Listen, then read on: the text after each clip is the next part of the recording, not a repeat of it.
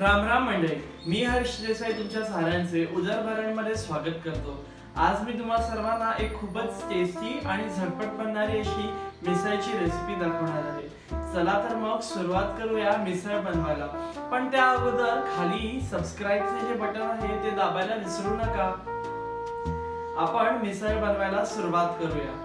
आपण इकडे 3 ते 4 चमचे तेल तापवून घेतले आहे। मिसळला तेल थोडे जास्ती लागते। आता आपण यात 4-5 कढीपत्त्याची पानं टाकत आहोत,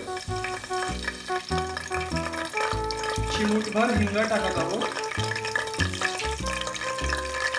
आलं लसणाची पेस्ट टाकत आहोत आणि हे व्यवस्थितपणे मिक्स करून घेऊया। आलं लसूण थोडं व्यवस्थितपणे परतवून घेऊया। आता यात आपण थोडी कोथिंबीर टाकत आहोत, 2 बारीक चिरलेले कांदे टाकत आहोत,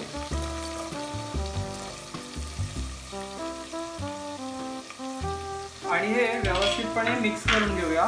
कांदा आपल्याला चांगला परतवून घ्यायचा आहे, एकदम मऊ करून घ्यायचा आहे। कांदा लवकर परतला पाहिजे म्हणून आपण आताच चवीप्रमाणे मीठ टाकत आहोत।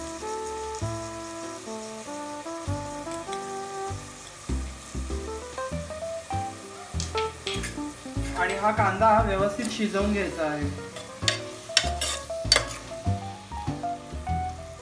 आपला कांदा आता तेलात छानपैकी शिजला आहे। आता यात आपण 2 बारीक चिरलेले टोमॅटो टाकूया।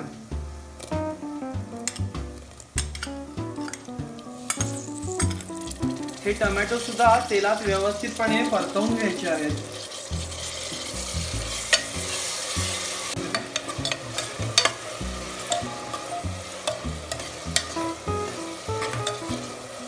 आपला कांदा आणि टोमॅटो व्यवस्थित शिजला आहे। तुम्ही कांदा आणि टोमॅटो जितका व्यवस्थितपणे तेलात शिजवाल तितकीच आपली मिसळ टेस्टी होईल। आता यात मी 1 चमचा हळद टाकत आहे। मिसळ म्हटली की तिखट असते आणि तिला कलर पण फारच छान असा लाल असतो, म्हणून यात मी आता 2 चमचे मिक्स मसाला टाकत आहे। हा मिक्स मसाला मी घरीच बनवला आहे।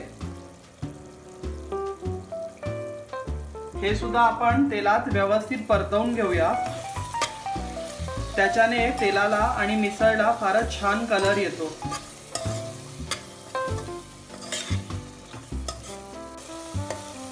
बघा किती छान कलर आला आहे आणि इतका मस्त वास सुटला आहे। आपला मसाला बघा तेलावरती व्यवस्थित परतला गेला आहे। आता यात मी भिजवून शिजवून घेतलेली मटकी टाकत आहे।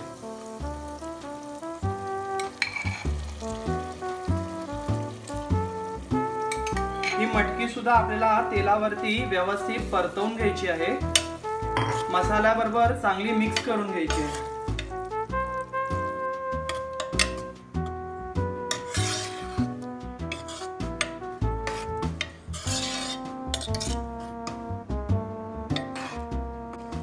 आता यात मी गरजेप्रमाणे पाणी टाकत आहे।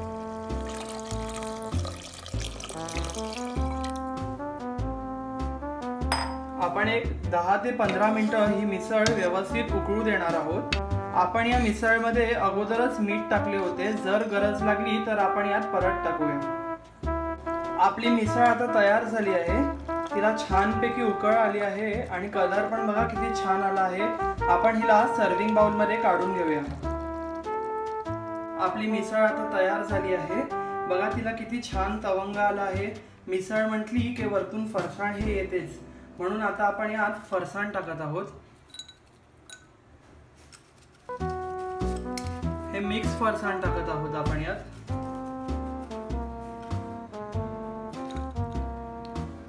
आता आपण वरून थोडीशी कोथिंबीर टाकत आहोत, थोडासा कांदा टाकत आहोत आणि ही लिंबाची फोड ठेवत आहोत। बघा किती छान दिसत आहे। आपली झटपट बनणारी मिसळ आता तयार झाली आहे। कशी वाटली ही रेसिपी तुम्हाला हे खाली मला कमेंट मध्ये नक्की कळवा। माझे व्हिडिओ शेअर करा आणि अशाच काही पारंपरिक मराठमोळ्या रेसिपीज पाहत राहण्यासाठी उदरभरणला सबस्क्राइब करा।